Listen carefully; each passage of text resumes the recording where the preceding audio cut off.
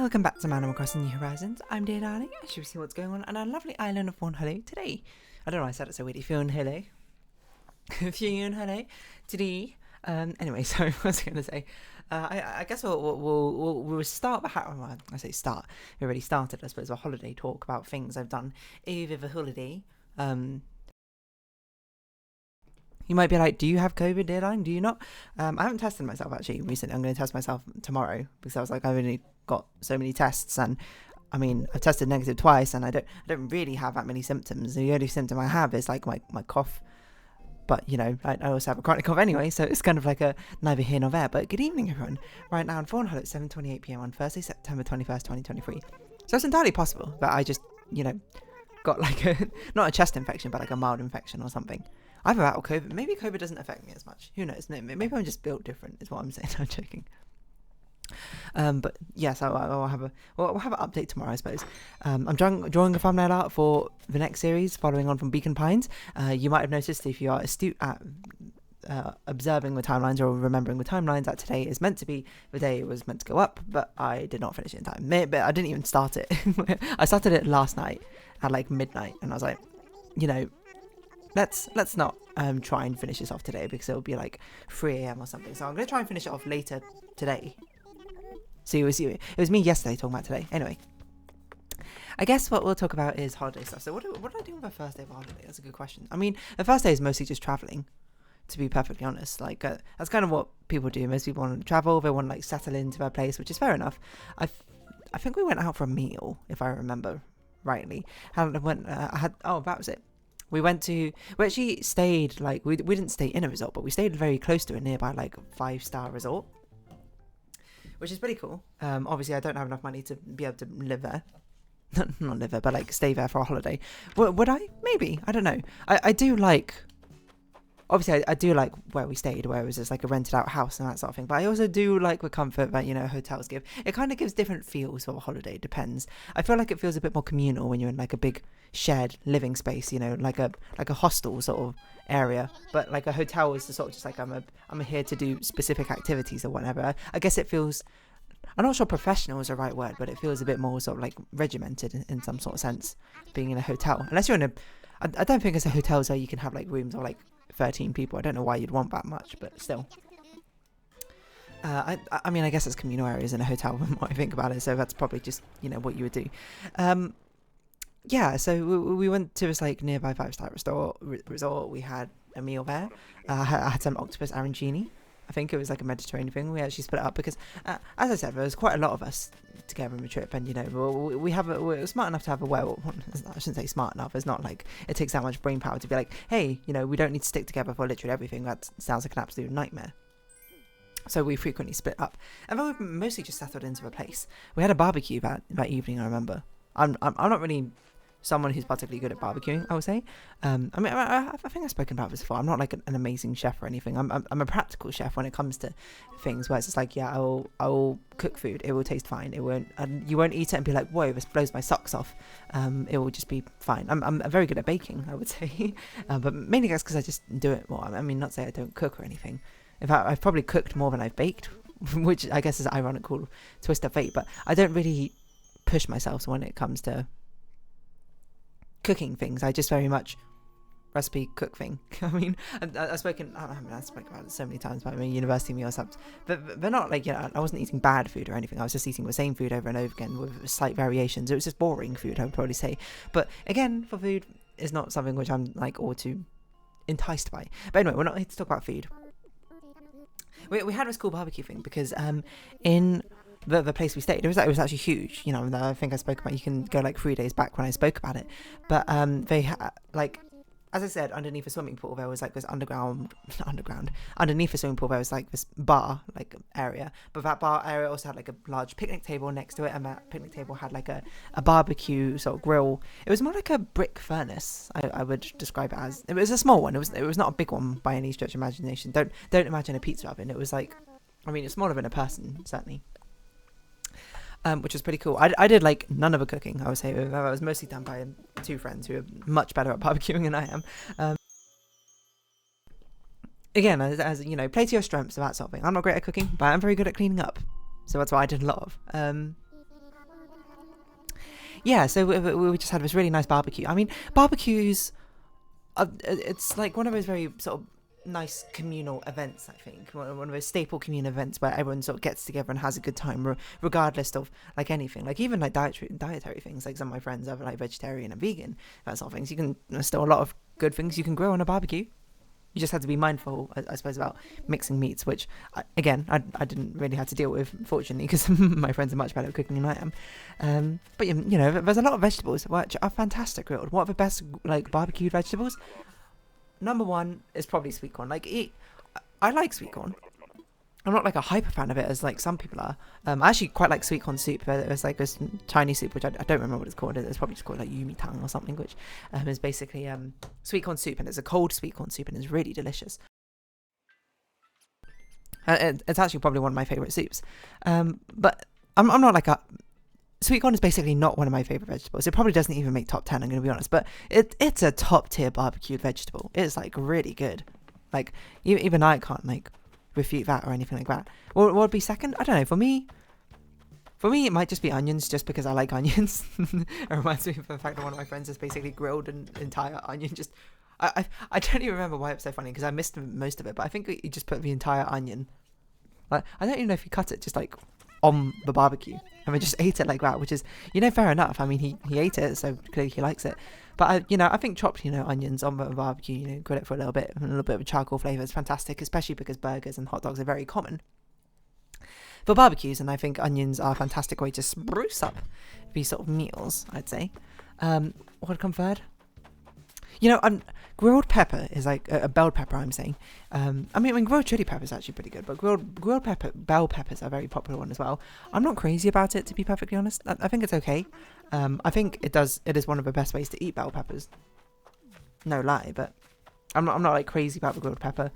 Mushrooms is I feel like mushrooms don't feel like they gain all that much from being barbecued, in my opinion, because mushrooms don't really char all that easily. They don't really burn like in the same capacity that other vegetables do. So, which I don't necessarily know why. I guess maybe the sugar content is lower or something in a mushroom. I don't really thought about this, to be honest. Also Celeste here, so we should definitely hunt her down. Hunt her down's a bit of aggressive wording, but we should find her essentially. So mushrooms are like okay, but again, I don't think they gain much from a barbecue. Courgettes are pretty good. I think courgettes gain quite a lot from a barbecue.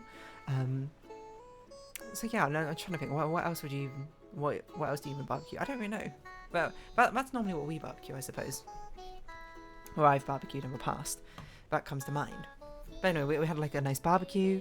I had like some sausages, some burgers. I didn't have that much, I don't think. And it was very hot most of the day, so I didn't actually eat much. When it's already, you know, I was having a conversation with another one friend of mine, but it's just all of these conversations I've had before, and I'm just sort of regurgitating them to you. Is the fact that in hot weather, it's pretty difficult. It's not difficult to eat, but you know, my desire for appetite sincerely goes down. Like there's one of the days, which I'm sure I'll get onto at some point, where you know, I had an activity, then I forgot what I was gonna say. Well, yeah, we went to like the city to do an activity, and I came back, and I just didn't eat till dinner. The only thing I had that day, like until dinner time, which I think was a fancy meal day. And I think about it, was like an ice cream. I didn't have breakfast. I didn't have lunch, and in fact, I didn't have breakfast most of the days because I just wasn't all that hungry. And it wasn't until I came back home to UK, you know, after skipping breakfast, or not every day. You know, some days I had like just like some bread and like prosciutto ham. It wasn't prosciutto ham, but it was like that sort of thing, as you know, dried cured ham, as a breakfast on like an open face sandwich. It was nothing crazy, mind you. It wasn't until I travelled back to UK when I was on a day I didn't have breakfast. I was like, wow, I'm super hungry. But to be fair, I think that day I spent most of the morning like cleaning up, if I recall, because it was the day we were leaving, and I was just, you know, I just woke up and I was like, you know, let's clean up. I like cleaning, right? You know, sue me.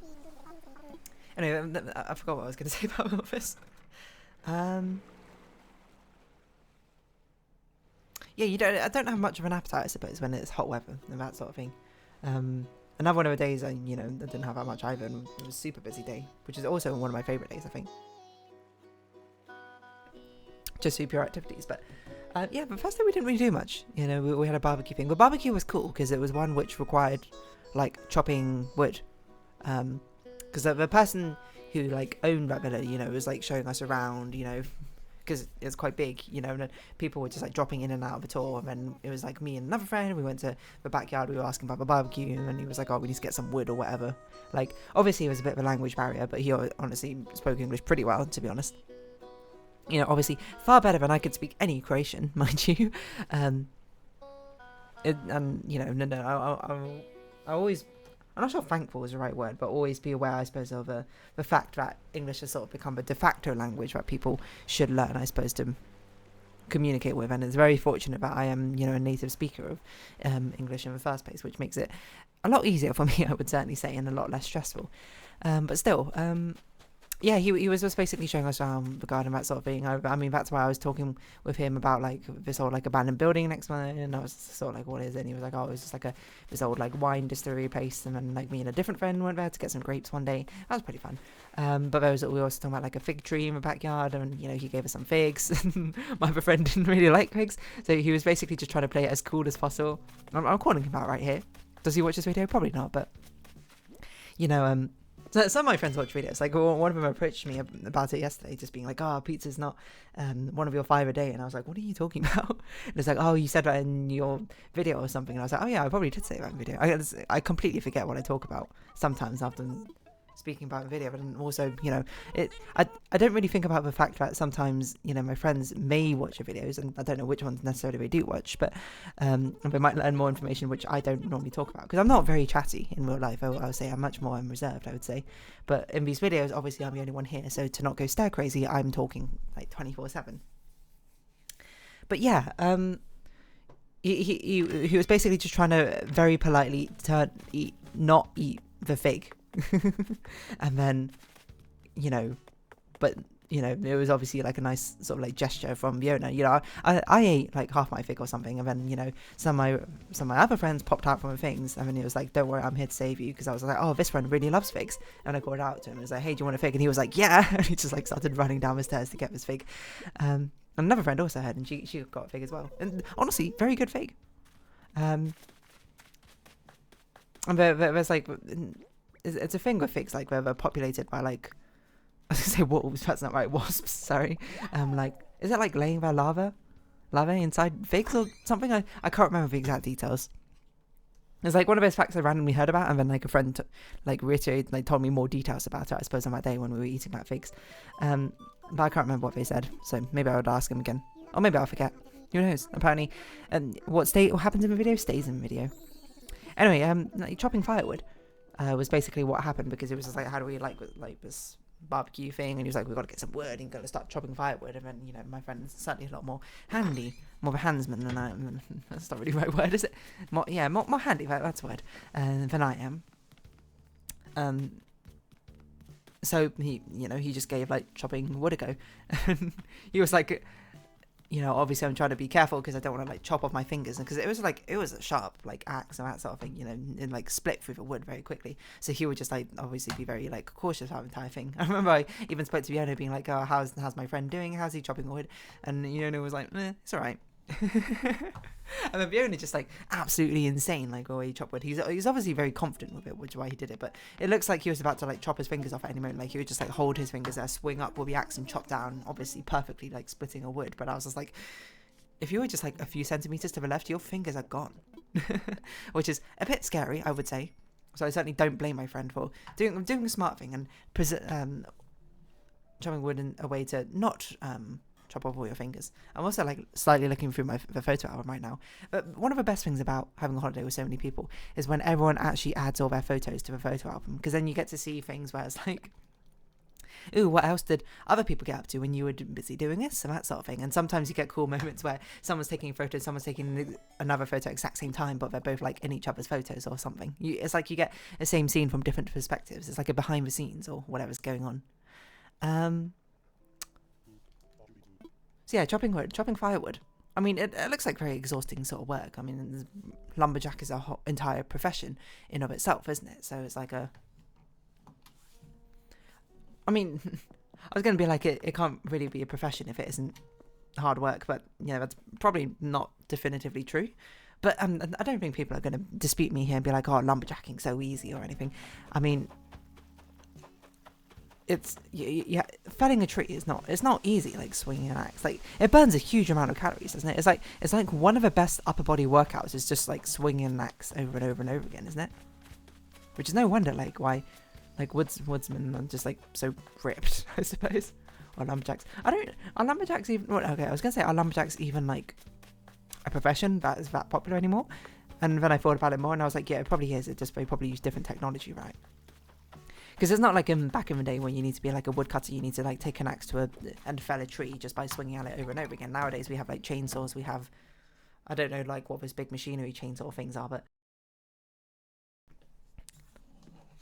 people can do it on a large scale. And I guess on the flip side of that, people are also trying to use like, be more sustainable with their deforestation, and as I say, you know, through gritted teeth, if anything, but